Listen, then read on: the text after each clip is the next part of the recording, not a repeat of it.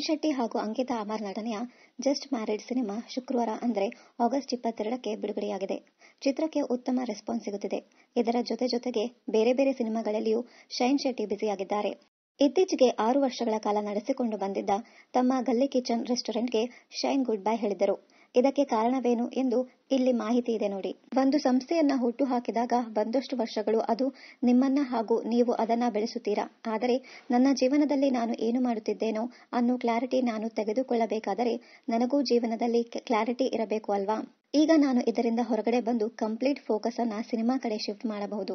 ನಟನೆ ಅಥವಾ ನಾನು ಆಕ್ಟರ್ ಅಂತ ಬಂದಾಗ ಅಥವಾ ಆಕ್ಟರ್ ಪ್ರೊಫೆಷನ್ ಅಂತ ಬಂದಾಗ ಕಂಪ್ಲೀಟ್ ಅದಕ್ಕೆ ನಾನು ಡೆಡಿಕೇಟ್ ಮಾಡಬೇಕು ಅಂತಂದ್ರೆ ಫೈನಾನ್ಷಿಯಲಿ ಅಥವಾ ಫ್ಯಾಮಿಲಿ ಕಡೆಯಿಂದ ಸೆಕ್ಯೂರಿಟಿ ಇರಬೇಕು ಎಂದು ಇತ್ತೀಚೆಗೆ ನೀಡಿದ ಸಂದರ್ಶನವೊಂದರಲ್ಲಿ ಶೈನ್ ಶೆಟ್ಟಿ ಹೇಳಿಕೊಂಡಿದ್ದಾರೆ.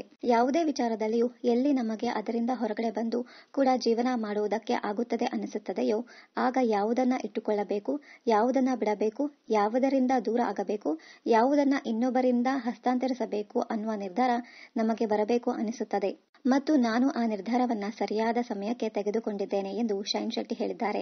6 ವರ್ಷಗಳ ಕಾಲ ಗಲ್ಲಿ ಕಿಚನ್ ಹೋಟೆಲ್ ಅನ್ನ ನಡೆಸಿದ್ದೇವೆ. ಬಿಗ್ ಬಾಸ್ ಎನ್ನುವಂತ ಶೋ ಅನ್ನ ಕೂಡ ವಿನ್ ಮಾಡಿಸಿದ್ದು ಗಲ್ಲಿ ಕಿಚನ್. ಕೋವಿಡ್ ಬಂದು ನನಗೆ ಸಿನಿಮಾಗಳು ಇರಲಿಲ್ಲ. ಗಲ್ಲಿ ಕಿಚನ್ ನಿಂದ ನಾನು ಜೀವನ ನಡೆಸಿದ್ದೇನೆ. ನಮ್ಮ ಫ್ಯಾಮಿಲಿಯನ್ನ ಟೇಕ್ ಕೇರ್ ಮಾಡಿದ್ದು ಕೂಡ ಇದೇ ಗಲ್ಲಿ ಕಿಚನ್.